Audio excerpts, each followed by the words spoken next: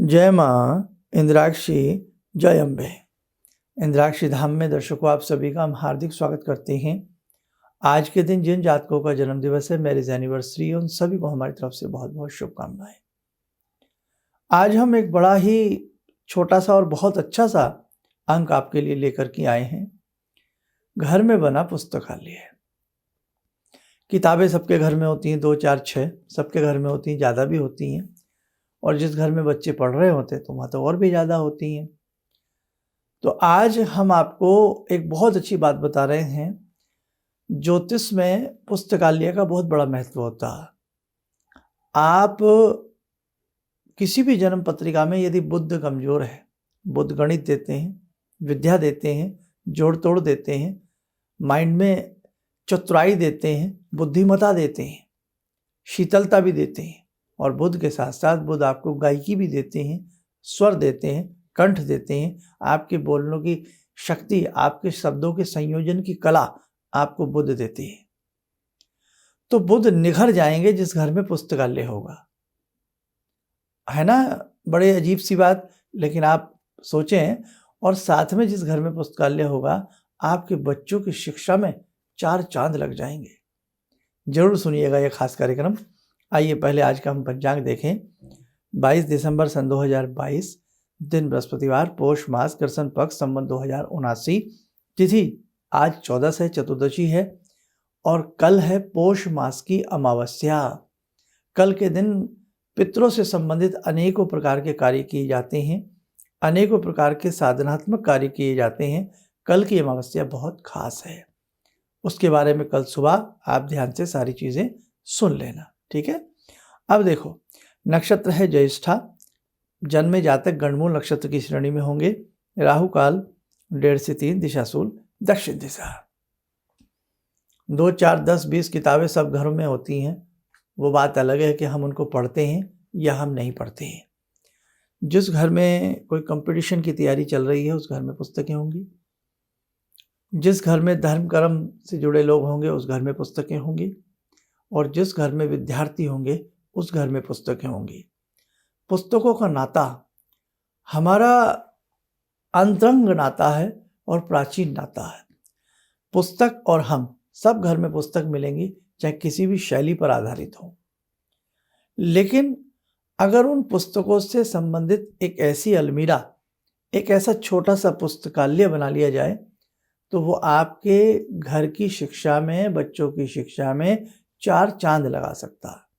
कैसे, आप जानिए। आप जो बच्चे पढ़ाई में, शिक्षा में कमज़ोर हों, जिनकी मेमोरी कमज़ोर हो, बुधवार के दिन अपने पुस्तकालय में से कोई भी पुस्तक निकालें, अपनी अभिरुचि के अनुसार, जो भी आपका इंटरेस्ट है, जिस टाइप की भी पुस्तकें आप पढ़ना चाहते हैं निकालें। लेकिन बुधवार को शर्त यह है कि कोई धार्मिक पुस्तक निकालें। अदरवाइज आप जैसी भी आपके इंटरेस्ट की पुस्तकें वहाँ रखें, उन्हें पढ़ें। लेकिन बुधवार की सुबह 12 बजे से पहले पहले आप एक धार्मिक पुस्तक निकालें और उस पुस्तक को 5-10 मिनट पढ़ें। धर्म में कहीं ना कहीं तो हमारी रुचि होती ही है।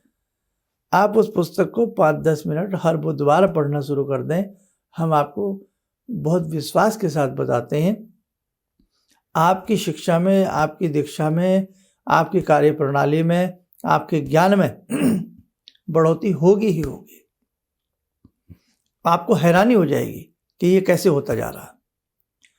बुधवार के दिन पुस्तकालय से जब पुस्तक पढ़ी जाती है तो बुद्धि विकसित होते हैं।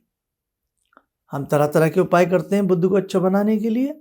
गाय को हरा चारा डालते हैं, पक्षियों को बाजरा डालते हैं, हरा वस्त्र पहनते हैं। और शायद आप फर्स्ट टाइम सुन रहे होंगे कि बुधवार के दिन पुस्तकालय से निकाल करके यदि पुस्तकें पढ़ी जाएं और घर में पुस्तकालय की व्यवस्था की जाए, सोने पे सुहागा। आप अपने बच्चों को कम से कम बुधवार के दिन उस पुस्तकालय से, चाहे उन्हीं की रुचि की पुस्तक निकाल लें। छोटे बच्चे भाई वो धार्मिक पुस्तक नहीं पढ़ सकते, बड़े बड़े जो ग्रंथ होते हैं या कोई भी, तो उन्हीं की रुचि के अनुसार से कोई बाल कहानी हो, सुगम कहानियाँ हों, हैं, सरस कहानियाँ हों, कुछ भी ऐसी चीज़ उनके मतलब की लाएं, तो उनके लिए तो वही धार्मिक विद्या है। बच्चों से कहो कि बेटा इसे 5-10 मिनट पढ़ो। अब बच्चे अगर स्कूल सुबह के समय, भाई बहुत बच्चे करीब करीब बहुत छोटे बच्चे तो नहीं जा पाते, लेकिन जो जाने लायक हैं वो बच्चे स्कूल चले जाते हैं। जब वो स्कूल से लौटें, थोड़ा रेस्ट करा के, आराम करा के, संध्या के समय ही उस पुस्तकालय से उन्हीं से पुस्तक निकलवाओ कि बेटा ये वाली पुस्तक निकालो, पुस्तक निकलवाओ और वो पुस्तक को पढ़ेंगे। बहुत अच्छा उन्हें उससे बुद्धि और विद्या का उनका बढ़ोतरी होती रहेगी। इसी के साथ साथ ज्ञान पहेली और ऐसी पुस्तकें हैं बच्चों के लिए, उनसे पढ़वाइए। अब हम आपकी बात करते हैं। बड़े जो भी लोग पुस्तक पढ़ना चाहते हैं तो वो बुधवार के दिन किसी धर्म ग्रंथ को जरूर पढ़ें, पुस्तकालय घर में जरूर बनाएं। अब आप कहेंगे साहब जो आपने लाइब्रेरी देखी होंगी, पुस्तकालय देखे होंगे, वो तो बड़े बड़े होते हैं। आप छोटा सा ही बनाएं, छोटी छोटी घर में 2-4 छोटी ही रैक रखें और उसमें अभिरुचि के अनुसार ऊपर टैग लगा करके भाई ये धार्मिक पुस्तकें हैं, ये ज्ञानवर्धक पुस्तकें हैं, ये आपके इस कंपटीशन की पुस्तकें हैं, या जो भी हैं, इस प्रकार से संयोजन करके बुधवार में बनाया गया पुस्तकालय जीवन में बदलने का कार्य करता है, आपके ज्ञान को बदलने का कार्य करता है। और देखो हम सनातन धर्म में जीते हैं, जैसे गीता प्रेस की पुस्तकें हो गई, आप जिन गुरु जी से जुड़े हैं, जिस आश्रम मठ से जुड़े हैं, वहाँ की भी कुछ ना कुछ पुस्तकें आपके घर में आती होंगी या नहीं भी आती होंगी, आप मंगाने का प्रयास करें। अच्छी पुस्तकों का संयोजन करना प्रारंभ कर दीजिए। मानिए हमारी बात, आप बहुत फायदे में रहेंगे। और देखो एक बात कहें, आज वो समय है कि कोई हमें अच्छा ज्ञान, अच्छी बात बताने को तैयार नहीं है। आज वो समय है कि हम अपने दिल की बात किसी को कहने को तैयार नहीं है। क्यों? कोई सुनने को तैयार नहीं है, और कोई सुनने को तैयार भी है तो हमें उस पर यकीन नहीं आता। बहुत सारी बातें हैं, इसलिए आज भी पुस्तकों से बहुत अच्छा ज्ञान प्राप्त हो सकता है। ऐसी बात नहीं है कि पुस्तकों में कुछ नहीं है। बचपन से लेकर के बड़ा होने तक बच्चे हमारे, चाहे वो किसी भी श्रेणी के विद्यार्थी बन जाएं, लेकिन पुस्तकों के आधार पर ही वो आगे बढ़ते हैं। आज ऐसे ऐसे बच्चे हैं कंपटीशन की तैयारी करते हैं, कोई भी पुस्तक बाजार से ले आते हैं और ऐसी बात नहीं है, विजय भी उनको मिलती है। इसलिए बस आज हमें आपको यही समझाना था, आपके बच्चे यदि विद्या में पीछे हट रहे हों तो छोटा सा एक पुस्तकालय बनाइए। बुधवार के दिन उसमें से उनको 5-10-20 मिनट स्वाध्याय कराइए। मंत्र लेखन की पुस्तकें भी वहाँ रख सकते हैं। बुधवार के दिन जो भी मंत्र में आपकी अभिरुचि हो, उस मंत्र का लेखन करके फिर उस पुस्तक को, उस कॉपी को वापस रख दीजिए। आप 2-4-6 महीने करिए और करवाइए, आपको आमूलचूल परिवर्तन अपने घर में, अपने बच्चों में और शिक्षार्थी में और विद्यार्थी में आपको जरूर नजर आएगा। और ज्ञान को बढ़ाना चाहिए।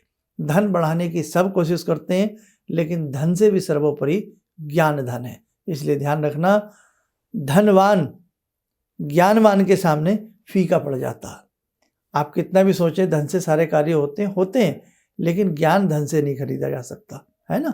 तो ज्ञानवान तो साहब ज्ञानवान होता है, धनवान आएगा उसको प्रणाम किया जाएगा, लेकिन जब ज्ञानवान किसी सभा में उपस्थित होता है ना, उसके चरणों की तरफ झुका जाता है।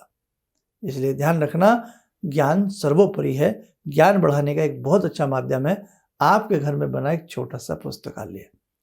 मैं भी देखता हूँ कितने लोग कमेंट्स करके लिखते हैं कि शर्मा जी हम अब घर में छोटा सा पुस्तकालय बना रहे हैं या हमने बनाया हुआ है। आप भी हमें बताइए ताकि सारी चीज़ें पता लगती रहती हैं आपस में। आइए, समय हो चला आज की ध्यानमाला से जुड़ने का। उस परंबा महासरस्वती, महालक्ष्मी, महाकाली, महाविद्या से, त्रिगुणात्मक शक्ति से जुड़ें, जो हमें ज्ञान दें, धन दें, हमें वैभव दें। ॐ सिन्दूरारुणविग्रहां त्रिनयनां माणिक्यमूलस्फुरात् स्तारानायकशेखरं स्मितमुखी भापेन वाक्छोरुवां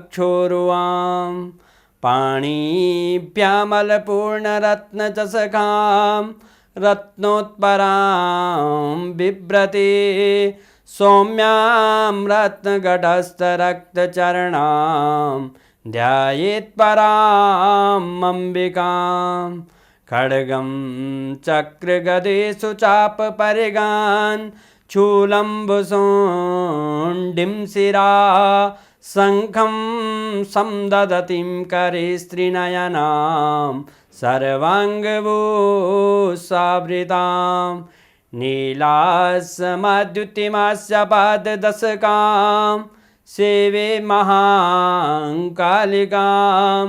यामास्तो स्वपितैहरो कमलजो हन्तुं मधुं कैटवम् विद्युद्दामसमप्रभां मृगपते स्कन्दस्थितां भीषणां कन्या विहकरवालखेटविलसा धस्ताविरासेवितां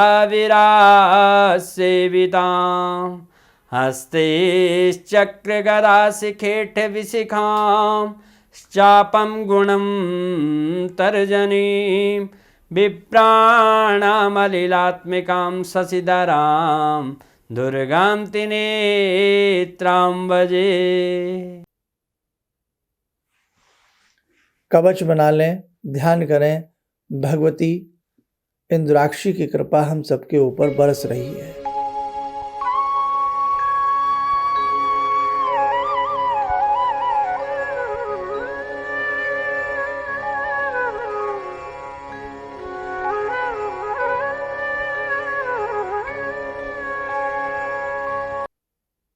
ओम बोलते हुए नेत्र खोलें, सामान्य हो जाएं। देखो साधकों, ये छोटी छोटी बातें यदि आप अपने जीवन में उतारते हैं तो आप माने न माने एक बहुत बड़े खजाने को आप प्राप्त कर सकते हैं। बस आज हमें इतना ही कहना था। आप स्वस्थ रहें, सुखी रहें। इन्हीं शुभकामनाओं के साथ हम अपनी वाणी को विराम करते हैं। जय जय अम्बे। भगवान से जुड़ो और भगवान से जुड़ने का जरिया आपने बताया, बहुत अच्छा लगा, बहुत धन्यवाद। और सनातन धर्म को जिंदा रखने के लिए आप जो प्रयास कर रहे हैं बहुत सराहनीय है। हम लोग को मौका मिला है, हम लोग भाग्यशाली हैं जो आपके करीब आने का हम लोग को मौका मिला है। किसी भी समस्या के समाधान के लिए मिले प्रसिद्ध हस्तरेखा एवं वास्तु विशेषज्ञ प्रोफेसर धर्मेंद्र शर्मा जी से। नोट: शिविर में भाग लेने हेतु एवं व्यक्तिगत रूप से मिलने के लिए कॉल करने का समय सुबह 10 बजे से शाम 6 बजे तक।